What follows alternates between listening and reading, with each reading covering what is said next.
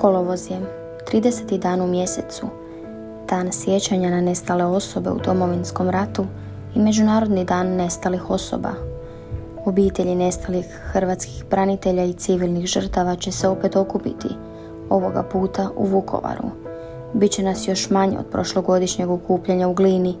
Do danas umrlo je još 8 članova obitelji koji još nisu pronašli svoje najmilije.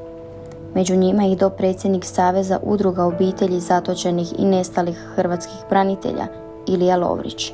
Naš Ilija, jedan, jedinstveni i neponovljivi u potrazi za svojim sinom. Takav je svaki naš roditelj, a njih je sve manje u našoj velikoj obitelji koju ne određuje krvno srodstvo, nego zajednička bol i čežnja za našim najmilijima, želja za pravdom i borba za istinu.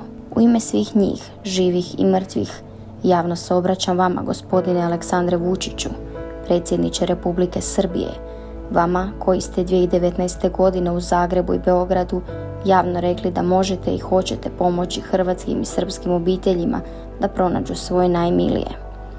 Kao znak dobre volje donijeli ste 3 dokumenta vezana uz rješavanje pitanja 3 nestale osobe. Samo tad niste javno rekli da su ta 3 slučaja hrvatske institucije odavno riješile. Tad niste rekli da nemate ovlasti nad pitanjem nestalih osoba. Godinu dana nakon našeg susreta o vašim neovlastima izvijestio me je šef vašeg kabineta, a danas ministar vanjskih poslova Srbije Nikola Selaković, koji je umjesto vas odgovorio na pismo koje sam vam napisala. Isto to pismo i odgovor vašeg kabineta objavljujem javno i pitam vas javno. Hoće li vas vaši glasači predložiti za Nobelovu nagradu za mir, kao onomat Dobricu Ćosića, oca Sanu memoranduma, ili da vas mi predložimo za glumačku nagradu Oskar?